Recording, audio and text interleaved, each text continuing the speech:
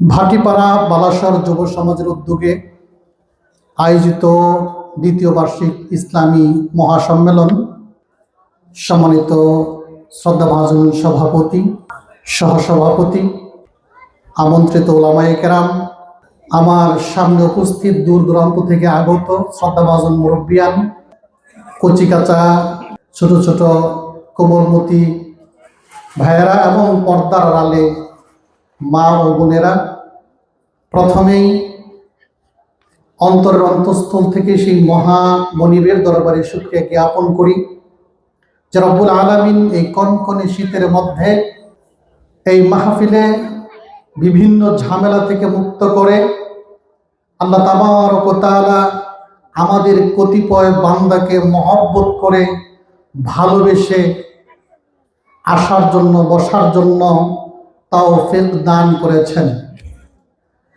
আমার আপনার মতোই সুস্থ শরীরে এখনো মাহফিলের আওয়াজ যে পর্যন্ত যাচ্ছে, এর মধ্যে অনেক মানুষ অলসতা করে বিভিন্ন আলাপের মধ্যে ব্যস্ত আছে না নাই, অথচ তাদেরকে আল্লাহ তাআলা এই প্যান্ডেলের ভিতরে আসার তৌফিক দান করে নাই, আর আল্লাহ তাআলা আমাদেরকে তৌফিক দান করেছেন। এজন্য অন্তরের অন্তঃস্থল থেকে সেই মহা মনিবের দরবারে শুকরিয়া জ্ঞাপন করি, বলি আলহামদুলিল্লাহ। শত সহস্র দরুদ এবং সালাম, রহমত, শান্তি, বরকত বর্ষিত হোক গোটা বিশ্ব মানবতার মুক্তির প্রতীক রাহমাতাল লিল আলামিন মুহাম্মদ রাসূলুল্লাহ সাল্লাল্লাহু আলাইহি ওয়াসাল্লামের উপর। আমরা সবাই সংক্ষিপ্ত দরুদ পাঠ করি, আল্লাহুম্মা সাল্লি আলাইহি, আল্লাহুম্মা বারিক আলাইহি। সম্মানিত উপস্থিতি, আমি আপনাদের সামনে অতি অল্প সময়ের মধ্যে যে বিষয়টি নিয়ে আলোচনা করতে চাই সেটি হচ্ছে মুসলমান এবং তার ঈমান। ঈমান আনার পরে, ইসলাম গ্রহণের পরে, মুসলমান হওয়ার পরে মানুষের ঈমান কিভাবে চলে যায়, মানুষ কিভাবে ঈমান হারা হয়ে যায়, মানুষ কিভাবে ইসলাম থেকে চলে যায়, মানুষের ঈমান কিভাবে ভেঙে যায়, এ নিয়ে আলোচনা করতে চাই। আল্লাহ তাবারক ওয়া তাআলা যেন কোরআন এবং সুন্নাহর আলোকে বিষয়টিকে উপস্থাপন করার, আমাদের সবাইকে বোঝার, জানার এবং প্রত্যেককেই আমল করার তৌফিক দান করেন, বলেন আমিন। সম্মানিত উপস্থিতি, কিয়ামতের ময়দানে যেদিন আমরা উপস্থিত হব, তখন এই দুনিয়ার ধন দৌলত, টাকা পয়সা, নেতৃত্ব, প্রতিপত্তি, ক্ষমতা, ব্যাংক ব্যালেন্স, টাকা পয়সা কোনো কিছু কি কাজে আসবে? কোনো কিছুই কাজে আসবে না। কিয়ামতের মাঠে যে দুটি জিনিস কাজে আসবে সেটি হচ্ছে ঈমান এবং আমল। ঈমান এবং আমল ছাড়া আর কোনো কিছুই কাজে আসবে না। কিয়ামতের মাঠে আপনি যদি জান্নাতে প্রবেশ করতে চান, জাহান্নাম থেকে বাঁচতে চান, তাহলে অবশ্যই অবশ্যই আপনাকে ঈমানের পরীক্ষা দিয়ে যেতে হবে। খালেস, শিরক মুক্ত, ভেজাল মুক্ত ঈমান যদি আপনার থাকে, আপনি জান্নাতে প্রবেশ করতে পারবেন। আর আমল যদি আপনার থাকে, জান্নাতের নেয়ামতগুলো আপনি ভোগ করতে পারবেন। এই ঈমান এবং আমল যার আছে তাকে বলা হয় মুসলিম। ঈমান ছাড়া কেউ জান্নাতে প্রবেশ করতে পারবে না। সহিহ মুসলিমের হাদিস, আবু হুরায়রা রাদিয়াল্লাহু তাআলা আনহু বর্ণনা করেন, তিনি বলেন, লা তাদখুলুনাল জান্নাতা হাত্তা তুমিনু। ঈমান ছাড়া, খালেস ঈমান ছাড়া, অটুট ঈমান ছাড়া পৃথিবীর কোনো ব্যক্তি জান্নাতের মধ্যে প্রবেশ করতে পারবে না। ঈমান এবং আমল বিষয়টা কি, আমি একটু উদাহরণের মাধ্যমে আপনাদেরকে বোঝাই। বলেন তো, একের পরে একটি শূন্য দিলে কি হয়? একের পরে দুইটা শূন্য দিলে কি হয়? একের পরে তিনটি শূন্য দিলে হবে 1000, চারটি শূন্য দিলে হবে 10,000। একের পরে যতগুলো শূন্য বসাবেন ততই তার মান বাড়বে। কিন্তু এক ছাড়া আপনি যত শূন্য দিবেন এর কোনো সংখ্যার কোনো মান আছে? ঠিক তেমনি আপনার যদি ঈমান সঠিক না থাকে, আপনার যদি ঈমান ভেজাল মুক্ত না থাকে, আপনার ঈমান যদি শিরক মুক্ত না থাকে, আপনি যত আমলই করেন না কেন আপনার এই আমলের 4 আনা পয়সার দাম নাই। আপনার যদি ঈমান থাকে, ঈমান যদি মজবুত থাকে, ঈমান যদি অটুট থাকে, আপনি যত আমল করবেন আল্লাহ তাআলার কাছে ততই আপনার মর্যাদা বৃদ্ধি পেতে থাকবে। ঈমান থাকা হচ্ছে আপনার শর্ত আমল কবুলের। মানুষ যত আমল করবে তার ঈমান বৃদ্ধি পাবে, আবার কোনো কোনো সময় ঈমান হ্রাস পায়। আপনি যদি কোরআন তেলাওয়াত করেন ঈমান বৃদ্ধি পাবে, সালাত আদায় করেন ঈমান বৃদ্ধি পাবে, এই যে ওয়াজ শুনতে আসছেন ঈমান বৃদ্ধি পাবে। আবার আপনি যদি অন্যায় কাজ করেন, গুনার কাজ করেন, ঈমান কি হয়ে যাবে? হ্রাস পাবে, কমবে, এবং কমতে কমতে এক সময় মানুষ ঈমান ভঙ্গ হয়ে যায়, ঈমান শেষ হয়ে যায়, ঈমান হারা হয়ে যায়। একটি ছোট্ট কথার মাধ্যমে, একটি কাজের মাধ্যমে, একটি বিশ্বাসের মাধ্যমে অনেক মানুষ ঈমান হারা হয়ে যায়, ঈমান শেষ হয়ে যায়, সে মুসলিম থেকে খারিজ হয়ে যায় শুধুমাত্র একটি কথার মাধ্যমে। কথার কত দাম একটু উদাহরণের মাধ্যমে আমি আপনাদেরকে বোঝাতে চাই। একটি মেয়ের অভিভাবক একটি ছেলের কাছে বিবাহের প্রস্তাব দিল। মেয়ের অভিভাবক ছেলের কাছে বিবাহের প্রস্তাব দেওয়ার সাথে সাথে, পাত্রের কাছে বিবাহের প্রস্তাব দেওয়ার সাথে সাথে পাত্র যদি বলে আলহামদুলিল্লাহ, আমি ওই মেয়েটাকে, আপনার কন্যাকে স্ত্রী হিসেবে গ্রহণ করলাম, স্ত্রী হিসেবে গ্রহণ করার সাথে সাথে ওই দিন থেকে ওই মেয়ের সাথে কথা বলা, ওই মেয়ের সাথে মেলামেশা, ওই মেয়ের সাথে ঘর সংসার জায়েজ হয়ে গেল। বরং শুধু জায়েজ হলো না, ওই মেয়ের সাথে ঘর সংসার করা, মেলামেশা করা জায়েজ শুধু নয়, ইবাদতে পরিণত হয়ে গেল। কিন্তু কবুল বলার আগে, আলহামদুলিল্লাহ বলার আগে এই মেয়ের সাথে দেখা করা জায়েজ ছিল না, গুনাহ ছিল। মেলামেশা করা কবিরা গুনাহ ছিল, মেলামেশা করলে জিনা হয়ে যেত। শুধু একটি কথার মাধ্যমে যার সাথে কোনোদিন দেখা করা জায়েজ নেই, ওই মেয়েটির সাথে ওই ছেলেটির সম্পূর্ণ মেলামেশা সবকিছু জায়েজ হয়ে যায়। কথার দাম আছে না নাই? কথার দাম আছে।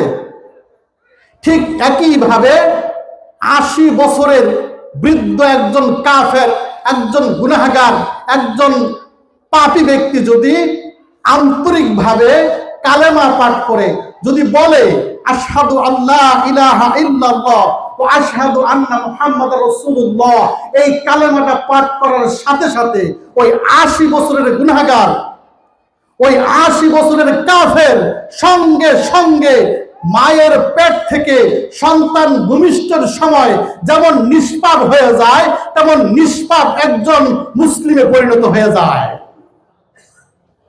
ঠিক একইভাবে কোনো মানুষ যদি 80 বছর পর্যন্ত মুসলিম, 80 বছর পর্যন্ত ইমানদার, 80 বছর পর্যন্ত সে মুসলিম হিসেবে ছিল, কিন্তু এমন এক কথা বলেছে, এমন এক কাজ করেছে, সঙ্গে সঙ্গে 80 বছরের মাথায় তার পুরো জিন্দেগির যে ঈমান ছিল, যে ইসলাম ছিল, তা বাতিল হয়ে কাফের এবং মুরতাদে পরিণত হয়ে গেল।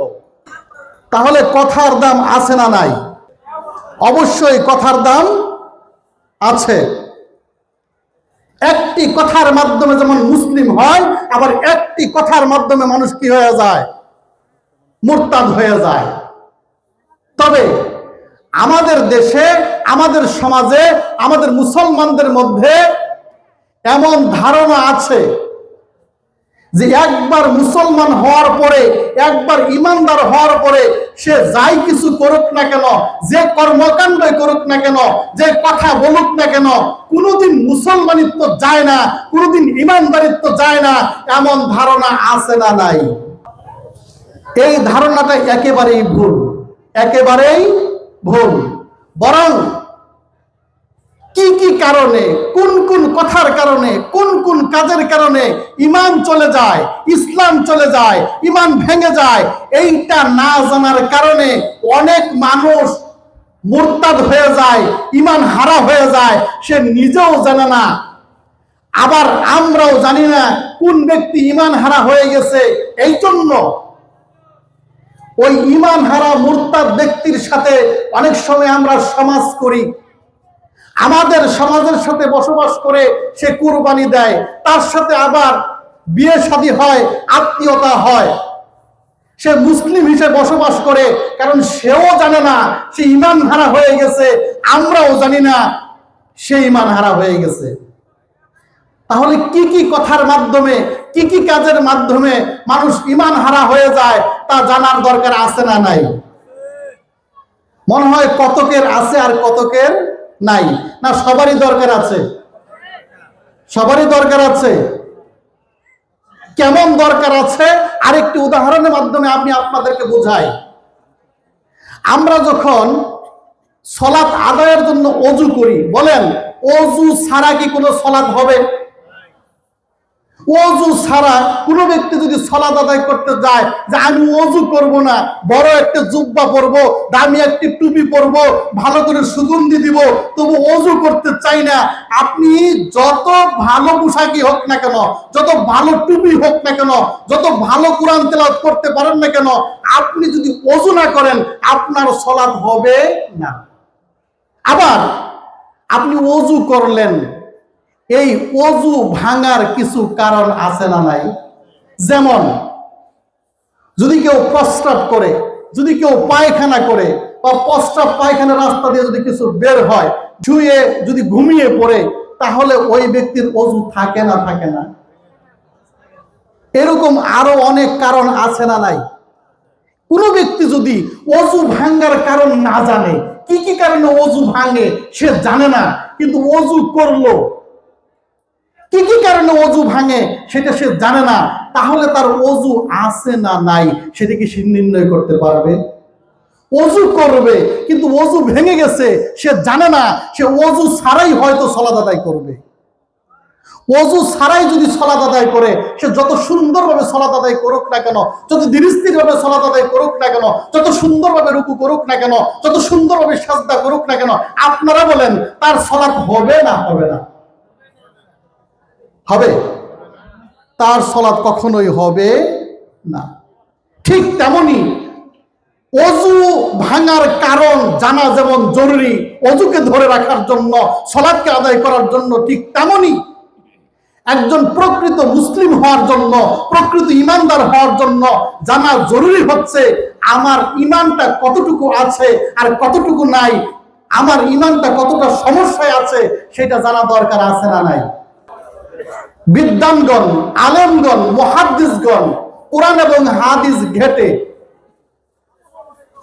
কি কি কারণে, কি কি কথার কারণে, কি কি কাজের কারণে মানুষের ঈমান চলে যায়, মানুষ মুরতাদ হয়ে যায়, তা নির্ণয় করেছেন অনেক কারণ। তার মধ্যে সংক্ষেপে 10টি কারণ আছে। বলেন কয়টি? উপস্থিত যারা আছেন, যে পর্যন্ত আওয়াজ যাচ্ছে, আমি যদি জিজ্ঞেস করি আপনি যে মুসলমান, আপনি যে ঈমানদার, বলেন তো ঈমানদার হওয়ার কয়টি কারণ, ঈমান চলে যাওয়ার কয়টি কারণ, ঈমান ভেঙে যাওয়ার কয়টি কারণ, ইসলাম থেকে বের যাওয়ার কয়টি কারণ, ইসলাম থেকে বের হয়ে মুরতাদে পরিণত হয়ে যায়, এরকম যে 10টি কারণ জিজ্ঞেস করি, আপনি কয়টা বলতে পারবেন? দোকানদার বলতে পারবে? পারবে না। চাকরিজীবী বলতে পারবে? আপনি মুসলমান, আপনি যদি না জানেন আপনার ঈমান ভেঙে যায় কি কি কারণে, তাহলে আপনি কিভাবে বুঝলেন আপনার ঈমান ভেঙে গেছে না এখনো আছে? আপনি বুঝলেন কিভাবে? ওযু ভাঙার কারণ না জানলে যেমন বোঝা যায় না ওযু আছে না নাই, ঠিক তেমনি ঈমান ভাঙার কারণ যদি আপনি না জানেন, আপনি কেমনে বুঝলেন আপনি এখনো ঈমানদার আছেন না নাই? তাহলে অবশ্যই অবশ্যই ঈমান ভাঙার যে কারণগুলো আমাদের অবশ্যই জানা দরকার আছে না নাই? আজকের এই মজলিস থেকে সংক্ষেপভাবে আমি ঈমান ভাঙার কারণগুলো বলে যাব। ইতিমধ্যেই বলেছি, আপনারা বলেন, সবাই বলেন ঈমান ভাঙার কারণ কয়টি? কয়টি? 10টি। এবার বলেন, ওযু ভাঙার যে কারণগুলো আছে, কারো ওযু ভাঙতে হলে, কারো ওযু চলে যাওয়ার জন্য ওযু ভাঙার যে কারণগুলো আছে সবগুলোই ঘটতে হয় না একটা ঘটলেই হয়? আমার কথা কি বুঝতেছেন? সবগুলো ঘটতে হয় না একটা ঘটলেই হয়? একটা ঘটলেই হবে। তাহলে ঈমান ভঙ্গের, ইসলাম থেকে বের হয়ে যাওয়ার জন্য 10টি কারণ রয়েছে। তার মধ্যে 1 নম্বর কারণ হচ্ছে আল্লাহর ইবাদতের সাথে কাউকে শরীক করা। আল্লাহর সাথে কাউকে শরীক সাব্যস্ত করা। আল্লাহ তাআলার ইবাদতের সাথে শরীক সাব্যস্ত করা, এর মতো কঠিন গুনাহ পৃথিবীতে আর একটিও নেই। যেই গুনাহের ব্যাপারে আল্লাহ সুবহানাহু ওয়া তাআলা কোরআনুল কারীমের সূরা নিসা এর 48 এবং 116 নম্বর আয়াতে খুব কঠিন কথা বলেছেন, ইন্নাল্লাহা লা ইয়াগফিরু আই ইশরাকা বি। কোন ব্যক্তি যদি আল্লাহ তাআলার সাথে শিরিক করে ওই ব্যক্তিকে আল্লাহ ক্ষমা করেন না। ওয়া ইয়াগফিরু মা দুনা যালিকা লিমান ইয়াশা। অন্য যে কোনো গুনাহ বান্দা যদি করে, আল্লাহ যদি ইচ্ছে করেন আল্লাহ তার বান্দার ওই গুনাহ খাতাগুলো ক্ষমা করে দিবেন। তাহলে শিরক হচ্ছে এত মারাত্মক অপরাধ। আমি শিরক নিয়ে এত আলোচনা করব না, আমি 10টা পয়েন্ট সংক্ষেপে বলে যাব। যেহেতু আলোচক উপস্থিত, ওনারা আলোচনা করবেন, আমরা শুনবো। আমি 10টি কারণ সংক্ষেপে বলে দিই, কি বলেন? তাহলে 1 নম্বর কারণ কি? আল্লাহর সাথে কি করা? শিরক করা। আল্লাহর সাথে শিরক করা হচ্ছে মহা গুনাহ। ইন্না শিরকা লাযুলমুন আযীম। নিশ্চয় শিরক হচ্ছে অবশ্যই অবশ্যই ভয়ানক অপরাধ। মুসলিম শরীফের হাদিস, জাবের রাদিয়াল্লাহু তাআলা আনহু বলেন, মান মাতা ইশরিক বিল্লাহি শাইয়ান দাখালান নার। কোন ব্যক্তি যদি আল্লাহর সাথে শিরক করলো, কোন ব্যক্তি যদি আল্লাহর সাথে শিরক করলো, এমন অবস্থায় তাওবা না করে সে দুনিয়া থেকে চলে গেল, আল্লাহ রাসূল বলেন ওই ব্যক্তি জাহান্নামী। মান মাতা লা ইশরিক বিল্লাহি শাইয়ান দাখালান, মান মাতা লা ইশরিক বিল্লাহি শাইয়ান। কোন ব্যক্তি যদি পৃথিবী থেকে এমন ভাবে বিদায় নিল, এমন ভাবে মৃত্যুবরণ করলো, আল্লাহর সাথে শিরক করে নাই, ওই ব্যক্তি জান্নাতে যাবে। ইন্নাহু মান ইশরিক বিল্লাহি, নিশ্চয় যে ব্যক্তি আল্লাহর সাথে শিরক করবে, ফাকাদ হারামাল্লাহু আলাইহিল জান্নাহ, ওই ব্যক্তির জন্য আল্লাহ তাআলা জান্নাতকে হারাম করে দিবেন। তো যাই হোক, আল্লাহর সাথে শিরক করা হচ্ছে 1 নম্বর অপরাধ। আল্লাহর সাথে শিরক অনেকগুলো কারণে ঘটে থাকে, তার মধ্যে আমাদের দেশে যে কারণগুলো ঘটে থাকে, 1, যে ব্যক্তি কবরে সিজদা করবে, মাজারে সিজদা করে, মাজারের উদ্দেশ্যে মানত করে, পীরের পায়ে সিজদা করে, যা আল্লাহর কাছে চাইতে হয় তা পীরের কাছে চায়, তা কবরের কাছে চায়। এগুলো হচ্ছে আল্লাহর সাথে শিরক করা, আল্লাহর ইবাদতের মধ্যে শিরক করা। আর এই শিরক করার সাথে সাথে কোন ব্যক্তি এই শিরক করার সাথে সাথে তার ঈমান ভেঙে যায়, ইসলাম চলে যায়, সে মুরতাদ হয়ে যায়, ইসলাম থেকে বের হয়ে যায়। কোন ব্যক্তি মাজারে সিজদা করলো, কবরে সিজদা করলো, মাজারে মানত করলো, ওই ব্যক্তি যদি জুব্বা পরিহিত হয়, ওই ব্যক্তি যদি টুপি পরিহিত হয়, ওই ব্যক্তির দাড়ি যদি অনেক লম্বা হয়, ওই ব্যক্তির জুব্বা যদি অনেক লম্বা হয়, ওই ব্যক্তি যদি কারি হয়, ওই ব্যক্তি যদি মাওলানা হয়, ওই ব্যক্তি যদি ওয়াইজ হয়, ওই ব্যক্তি যদি মুফতি হয়, ওই ব্যক্তি যদি শায়খ হয়, অবশ্যই অবশ্যই এই শিরক আকবার করার সাথে সাথে ওই ব্যক্তির জুব্বার চালানোর মূল্য নেই, ওই ব্যক্তির টুপির মূল্য নেই, ওই ব্যক্তির দাড়ির মূল্য নেই, ওই ব্যক্তি সরাসরি তখনই ইসলাম থেকে খারিজ হয়ে মুরতাদে পরিণত হয়ে গেল।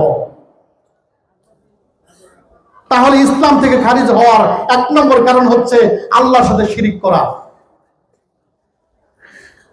2 নম্বর, কোন ব্যক্তি যদি আল্লাহ এবং বান্দার মধ্যে মধ্যস্থতা সাব্যস্ত করে, আল্লাহ আর বান্দা এর মধ্যে মধ্যস্থতা সাব্যস্ত কেমনে করে?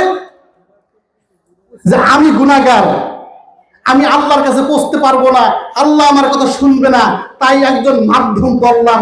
এই অপরাধ আমাদের দেশে অনেক আছে। আর এই অপরাধ করার সাথে সাথে ব্যক্তি ইসলাম থেকে খারিজ হয়ে যায়, ঈমান হারা হয়ে যায়। আর এই 2 নম্বর অপরাধের কারণে আবু জেহেল কাফের, এই 2 নম্বর অপরাধের কারণে আবু লাহাব কাফের, এই 2 নম্বর অপরাধের কারণে রাসূল সাল্লাল্লাহু আলাইহি ওয়াসাল্লামের সাথে যারা মুশরিক ছিল তারা মুশরিক, তারা কাফের, এই 2 নম্বর অপরাধের কারণে।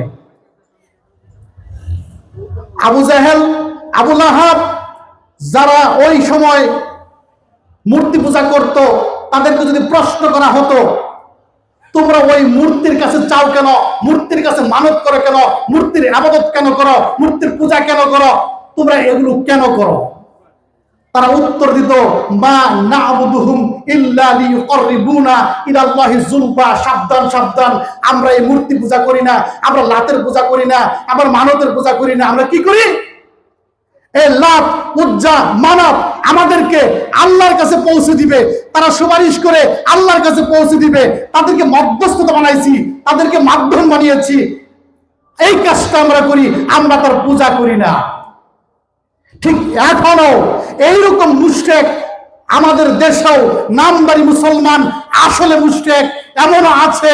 যদি বলা হয় শাহজালালের মাজারে মানত করে কেন, শাহপরানের মাজারে সাজদা করো কেন, অমুক পীরের মাজারে সাজদা করো কেন, পীরের পায়ে সাজদা করো কেন, তারা উত্তর দেয় আমরা কবর পূজা করি না, আমরা মাজার পূজা করি না, আমরা পীর পূজা করি না, ওই পীরের কাছে এজন্য যাই, ওই পীর আমাদেরকে আল্লাহর কাছে পৌঁছে দিবে, তার মাধ্যমে আল্লাহর নৈকট্য হাসিল হবে, এমন উত্তর দেয় না, দেয় না। যে অপরাধে আবু জাহেল কাফের, ওই অপরাধে এরাও কাফের, যে অপরাধে আবু লাহাব মুশরিক, ওই অপরাধে এরাও মুশরিক। অপরাধ যেহেতু এক, যদি আবু জাহেল জাহান্নামে যেতে হয় এরাও জাহান্নামে যাবে, আবু লাহাব যদি জান্নাতে যেতে না পারে এরাও যেতে পারবে না। বলুন এটা কত নম্বর অপরাধ? কয় নাম্বার? 2 নম্বর অপরাধ গেল। এবার আসুন 3 নম্বর অপরাধ। 3 নম্বর অপরাধ আমরা এখানে যারা আছি তারা করি। কোনটা? কাফেরকে কাফের মনে না করা, মুশরিককে কাফের মনে না করা। মুশরিককে কাফের মনে না করা, এই অপরাধটা খুব আমরা যারা উপস্থিত আছি অনেকের মাঝে আছে। যেমন আমাদের সমাজের কোনো ব্যক্তি যদি পীরকে সাজদা করে, আমাদের সমাজের কোনো ব্যক্তি যদি পীরের পায়ে সাজদা করে, আমাদের সমাজের কোনো ব্যক্তি যদি পীরের মাজারে মানত করে, ওই ব্যক্তিকে আমরা মুসলমান মনে করি না, করি না? ওই ব্যক্তিকে মুসলমান মনে করলে ঈমান থাকবে না থাকবে না? থাকবে। ওই ব্যক্তির সাথে মিলেমিশে ইসলামী সমাজ করা যাবে? উত্তর দেন না কেন? জোরে সোরে উত্তর দিবেন। ওই ব্যক্তির সাথে মিলেমিশে কুরবানি দেওয়া যাবে? ওই ব্যক্তির সাথে আত্মীয়তা করা যাবে? ওই ব্যক্তির সাথে কোনো ইসলামী সমাজ নাই। আপনি আপনার ঈমানকে যদি অটুট রাখতে চান, আপনার ঈমানকে যদি ধরে রাখতে চান, নিজেকে মুসলিম যদি বলতে চান, আপনি যদি ইসলামের মধ্যে থাকতে চান, অবশ্যই অবশ্যই আবু লাহাব মার্কা যে মুশরিক গুলো আছে এগুলোকে কাফের হিসেবে চিহ্নিত করে সমাজ থেকে নির্দেশনা দিতে হবে। এরা কাফের এবং মুশরিক হয়ে গেছে, এদের সাথে ইসলামের কোনো সমাজ নাই। কয় নাম্বার গেল? 3 নাম্বার গেল। এবার 4 নাম্বার। 4 নাম্বার, রাসূল সাল্লাল্লাহু আলাইহি ওয়াসাল্লাম যে ইসলাম দিয়েছেন, যে বিধান দিয়েছেন, যে কোরআন দিয়েছেন, যে হাদিস দিয়েছেন, যে ফতোয়া দিয়েছেন, এর চাইতে অন্য কোনো ব্যক্তির কোন ফতোয়াকে, অন্য কোনো ব্যক্তির কোন হিদায়াতকে, অন্য কোনো ব্যক্তির কোন তন্ত্র মন্ত্রকে যদি কেউ উত্তম মনে করে বা সমকক্ষ মনে করে, ওই ব্যক্তির ঈমান নাই। ওই ব্যক্তির ঈমানও পৃথিবীর সকল বিদ্বান যারাই আছে তাদের কথা আমি শুনবো, কিন্তু রাসূলের কথা যখন আসবে তখন রাসূলের কথাই সঠিক। পৃথিবীর আর কোনো বিদ্বান এর সামনে টিকতে পারে না। পৃথিবীর যত বিদ্বান আছে, ইমাম ইবনে তাইমিয়া রাহিমাহুল্লাহ, ইমাম ইবনুল কাইয়্যিম রাহিমাহুল্লাহ, ইমাম আবু হানিফা রাহিমাহুল্লাহ, ইমাম শাফিঈ রাহমাতুল্লাহ আলাইহি, ইমাম মালিক, ইমাম আহমদ ইবনে হাম্বল রাহিমাহুল্লাহ, যত বিদ্বান আছে, ইভেন এখন এখানেও যারা বসে আছেন, পৃথিবীতে এখনো যারা আছে, প্রত্যেকের কথা ওই পর্যন্ত মানি যে পর্যন্ত তাদের কথা আল্লাহর সাথে মিলবে, আল্লাহর নবীর সাথে মিলবে, ততক্ষণ মানি। এছাড়া আমার বাপেও যদি বলে তার কথা মানতে রাজি নয়, যদি আল্লাহর নবীর সাথে আল্লাহর সাথে কথা না মিলে। ঠিক কিনা বলেন? আল্লাহর কথাকে উপেক্ষা করে, ওভারটেক করে, আল্লাহ রাসূলের কথাকে ওভারটেক করে আপনি যদি আর কারো কথা মানেন, সে যত বড় শায়েখ হোক না কেন, যত বড় মোল্লা হোক না কেন, যত বড় মুফতি হোক না কেন, কারো কথা যদি মানেন, গুরুত্ব যদি দেন, আপনাকে বুঝতে হবে আপনি আপনার ইমানটাকে নষ্ট করে ফেলেছেন। কয় নাম্বার গেল বলেন? 5। এবার আসলো 5। ইসলামের কোনো বিধান, কোরআনের কোনো বিধান, হাদিসের কোনো বিধান, রাসূলের দেওয়া কোনো বিধান যদি কেউ অপছন্দ করে, তার কথার মাধ্যমে, কাজের মাধ্যমে যদি অপছন্দ করে ইসলামের যে কোনো বিধানকে, তার ঈমান ইসলাম টিকতে পারে। যেমন আল্লাহ তাআলা বিধান দিয়েছেন চুরি করলে নির্দিষ্ট পরিমাণ চুরির জন্য হাত কাটা। বিবাহিত একজন পুরুষ 4টা বিবাহ করতে পারে। যদি কেউ জিনা করে, বিবাহিত জিনাকারীকে রজম মেরে হত্যা করা হয়। কেউ যদি ইনিয়ে বিনিয়ে যুক্তি প্রদান করে, এই বিষয়গুলোকে অপছন্দ করে, এই বিষয়গুলোর বিরুদ্ধে কথা বলে, এই বিষয়গুলোকে এমন ভাবে উপস্থাপন করে যে ইসলামের এই বিধানগুলো, আল্লাহ তাআলার এই বিধানগুলো সুন্দর না, ভালো না, বর্তমান পৃথিবীতে বিভিন্ন রাষ্ট্রে চুরের যে বিচার আছে, জিনার যে বিচার আছে, এইগুলোকে আধুনিক মনে করে, যেমন বাংলাদেশ, পাকিস্তান, ভারত বা পৃথিবীর যে কোনো দেশে এই অন্যায় অপরাধের যে বিচারগুলো আছে, যে বিধানগুলো আছে, যে শাস্তিগুলো আছে, এগুলোকে আধুনিক মনে করে। আর কোরআনের বিধানগুলোকে আধুনিক মনে করে না, সেরা মনে করে না, বর্তমান বিধানগুলোকেই আসল মনে করে, আধুনিক মনে করে। মনে রাখতে হবে, ওই ব্যক্তি যত ডক্টরের ডিগ্রিধারী হোক না কেন, যত বড় রাজনীতিবিদ হোক না কেন, সে নিজেকে মুসলিম দাবি করলে বুয়া হবে, সে কখনো মুসলিম হতে পারে। তবে এখানে কিছু কথা আছে, অত লম্বা আমি বক্তব্য দিচ্ছি না। কেউ যদি বলে হাত কাটে, কিন্তু কাটাটা আমি দেখতে পারি না, আমার সহ্য হয় না, তার জন্য সে কাফের হবে না। কোন মা বোন যদি বলে আমার স্বামী 4 বিবাহ করে, যদি সে বলে আল্লাহর বিধান এটা মানি না, সঙ্গে সঙ্গে কাফের হয়ে যাবে। কিন্তু যদি বলে আমি আমার স্বামীকে মহব্বত করি, আমার স্বামী আমার চাইতে আমাকে রেখে আরো বিবাহ করবে, সেইটা আমার পছন্দ না, আমার স্বামী আমারই থাক, তবে সে কাফের হবে না। তবে হিংসুক হয়ে গেল। কেন হিংসুক হয়ে গেল? আরেকজন মহিলাকে সে পছন্দ করে না, হিংসার কারণে তার কবিরা গুনাহ হবে, কিন্তু কাফের হবে না। এবার আসুন, বলেন তো কয় নাম্বার গেছে? 5। 6 নাম্বার। 6 নাম্বার হচ্ছে আল্লাহর দিন নিয়ে, ইসলাম নিয়ে, কোরআন নিয়ে, হাদিস নিয়ে, নামাজ নিয়ে, সূরা নিয়ে, যে কোনো ইসলামিক যে কোনো বিধান নিয়ে যদি কেউ ঠাট্টা মশকরা করে, সঙ্গে সঙ্গে ওই ব্যক্তি ওই জায়গার মধ্যে ঈমান হারা, মুরতাদ, কাফের পরিণত হয়ে যাবে। ইদানিং কালের ঘটনা সবচেয়ে বেশি আমি লক্ষ্য করেছি ছোট থেকে, সবচেয়ে বেশি ঈমান নিয়ে, ইসলাম নিয়ে, কোরআন নিয়ে, হাদিস নিয়ে ঠাট্টা মশকরা বিকৃতি যারা করে, তারা হচ্ছে বাউল শিল্পী। আমাদের মুসলিমদের মধ্যে বড় ভ্রান্তি হচ্ছে এই বাউলদেরকে মুসলিম মনে করে। এই বাউলরা ইসলাম নিয়ে ঠাট্টা মশকরা করে, ইনিয়ে বিনিয়ে ঠাট্টা মশকরা করে। কেমন ঠাট্টা মশকরা করে? সূরা নাস একটি উদাহরণ আমি আপনাদেরকে দেই। সূরা নাস অত্যন্ত গুরুত্বপূর্ণ সূরা। সূরা নাস এবং সূরা ফালাক একজন মুসলিমের সকাল থেকে সন্ধ্যা, সন্ধ্যা থেকে সকাল নিরাপত্তার রক্ষা কবচ হিসেবে কাজ করে সূরা নাস এবং সূরা ফালাক। সেই সূরা নাস যেখানে বলা হয়েছে কুল আউযু বিরাব্বিন নাস, হে নবী বলুন মানুষের রবের কাছে আশ্রয় চাচ্ছি, মালিকিন নাস মানুষের মালিকের কাছে আশ্রয় চাচ্ছি, ইলাহিন নাস মানুষের মাবুদের কাছে আশ্রয় চাচ্ছি, মিন শাররিল ওয়াসওয়াসিল খান্নাস ওই খান্নাসের ওয়াসওয়াসা থেকে আশ্রয় চাচ্ছি, আল্লাযী ওয়াসওয়াসু ফি সুদুরিন নাস যে মানুষের অন্তরের মধ্যে ওয়াসওয়াসা দেয়। অথচ এই সূরা নিয়ে এতটা ঠাট্টা করে আজকে এই স্টেজে দাঁড়িয়ে একজন মুসলিম হিসেবে ওই ঠাট্টার শব্দগুলো আমি মুখ দিয়ে উচ্চারণ করতেও ভয় পাই, তবুও বলতে হয়। বাউল দাঁড়িয়ে দাঁড়িয়ে বলছে কুল আউযু বিরাব্বিন নাস, রবে নাসে, মালিকিন নাস মালিকে নাসে, ইলাহিন নাস ইলাহে নাসে। সাবধান, এ কথা শুনে আপনি হাসতে পারবেন না। আপনি যদি হাসেন তবু আমার মনে হয় আপনার ঈমানের শঙ্কা আছে। আপনার রব আছে, আপনার মালিক নাচে।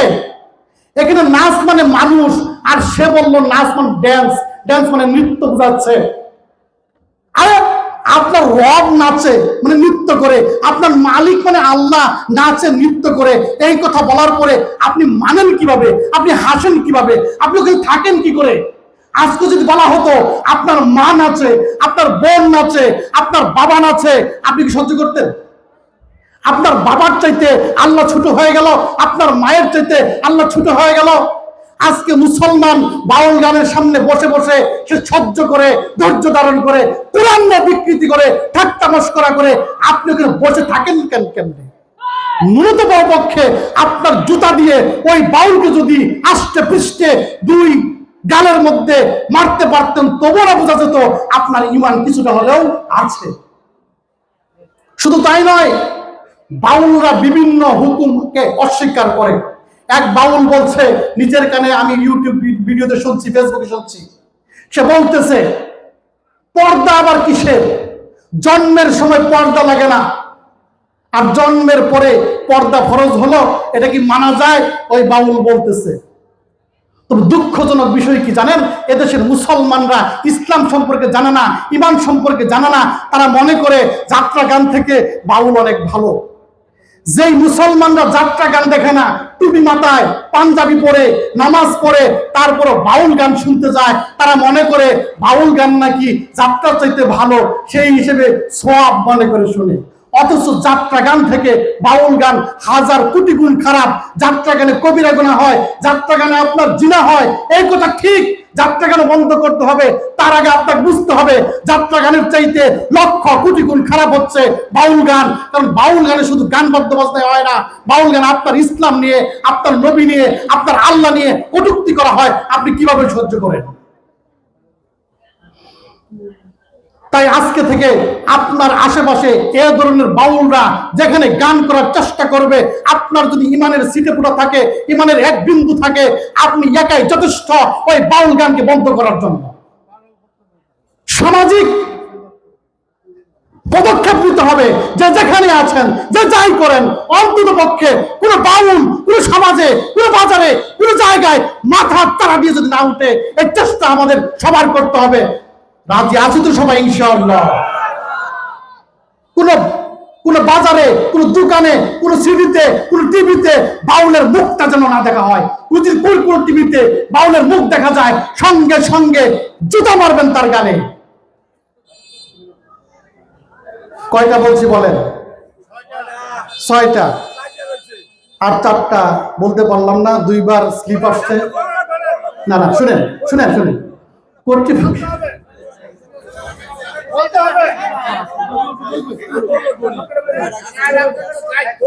আচ্ছা শর্টকাটে বলে দিচ্ছি। হ্যাঁ, যাও। এরপরে কয় নাম্বার বলেন? 7 নাম্বার। 7 নাম্বার হচ্ছে জাদু করা বা জাদু শেখা। জাদু করা, জাদু শেখা, জাদু করে আর জাদু শিখে, জাদু যারা করে, তন্ত্র মন্ত্র কুপুরি করে, তারা তাবিজ তোমার করে, আমাদের মুসলিম সমাজে তাদেরকে কি বলে জানেন? গেরুয়া একটা পোশাক পরে, লাঠি নিয়ে জাদু যারা করে, কুফরি করে, কবিরাজি করে, এদেরকে আমাদের মুসলিম সমাজে বলে কামিল লোক। কি লোক? কি লোক?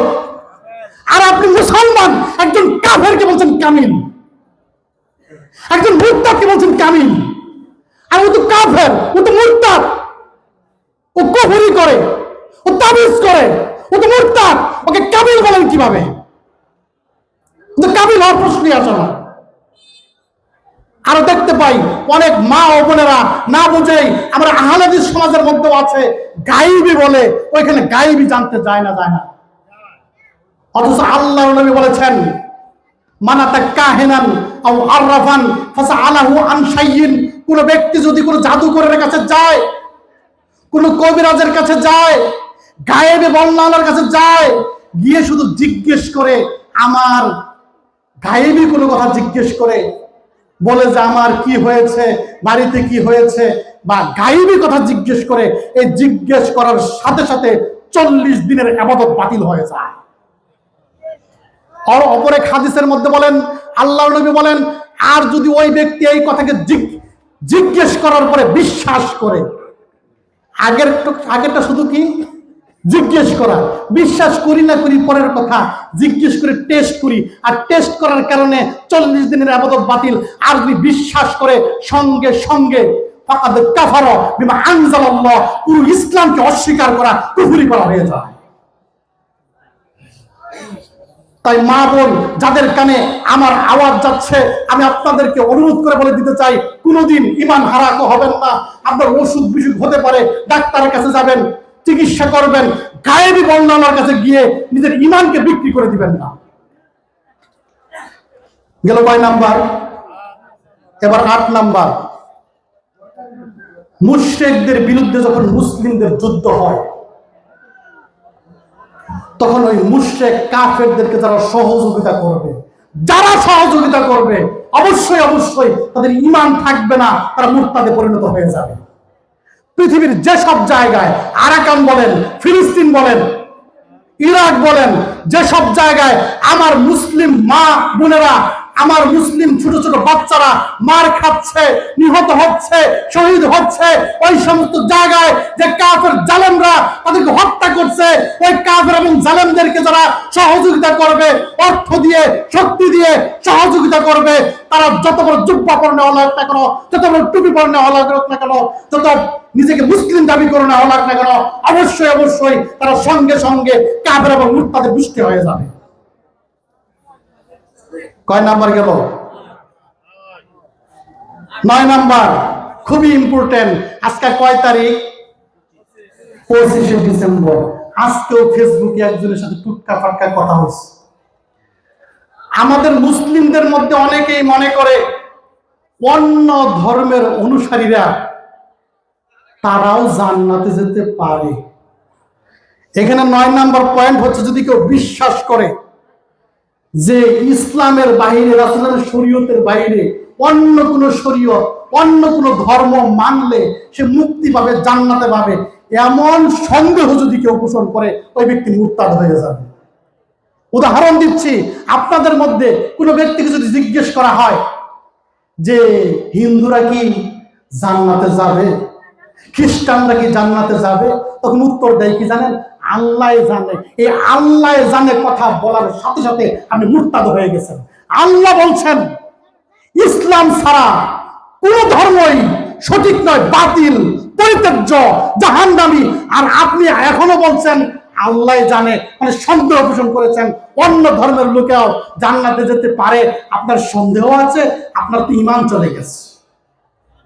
আজকে 25 ডিসেম্বর, খ্রিস্টানদের আজকে উৎসব। এই উৎসবের ভিডিও ফেসবুকে আপলোড দিচ্ছে মুসলমান নামের কিছু মূর্খ লোক, যারা খ্রিস্টানদের এই ক্রুশ পূজাকে, এই ভিডিওকে আপলোড দিয়ে বলতেছে মানবতাবাদ। তাদেরকেও শুভেচ্ছা জানাচ্ছি। খ্রিস্টানদের এই ধর্মীয় দিনে তারা শুভেচ্ছা জানাবে, সে যত বড় পণ্ডিত হোক না কেন, যত বড় বিজ্ঞ হোক না কেন, আপনাকে বুঝতে হবে খ্রিস্টান ধর্ম বর্তমানে শিরকি ধর্ম। সে অবশ্যই মূর্তি পূজা করে, ঈসা আলাইহিস সালামকে আল্লাহর সমকক্ষ মনে করে, আল্লাহর সন্তান মনে করে। অবশ্যই অবশ্যই এই ধর্মের উৎসবে আপনি যদি শুভেচ্ছা জানান, তাহলে অবশ্যই অবশ্যই আপনার ঈমান ধ্বংস করবেন।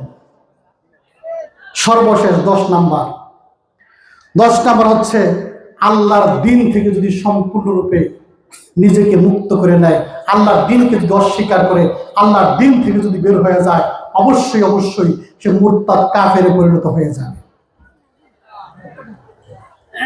10টা শুনছেন তো নাকি? 10টা আরো শুনবেন, আরো অনেক আলোচক আছে, অবশ্যই কোনো না কোনো সময় শুনবেন। এই 10টা মনে রাখবেন, ঈমানকে বাঁচাবেন, ঈমানকে বিপদের হাত থেকে রক্ষা করবেন। ঈমান বিক্রি করা যাবে না, ঈমান ধ্বংস করা যাবে না, ইসলাম ধ্বংস করা যাবে না। গুনাহ টুনা যাই কিছু করেন, সকাল হলে তওবা করবেন, সকালে গুনাহ করলে বিকালে তওবা করবেন, গুনাহ হওয়ার সাথে সাথে তওবা করবেন, কিন্তু ঈমান ধ্বংস করা যাবে না, ইসলাম ধ্বংস করা যাবে না। এই 10টা জিনিসকে মুখস্থ রেখে আমাদের আমল করতে হবে। আল্লাহ তাআলা আমাদেরকে এই বিষয়গুলো বুঝে শুনে নিজে আমল করার তৌফিক দান করুন। আমাদের পরিবার, পরিজন, সমাজের মধ্যে এই বিষয়গুলো আমরা যেন জানাতে পারি, শিখতে পারি, মানতে পারি। আল্লাহ সেই তৌফিক দান করুন।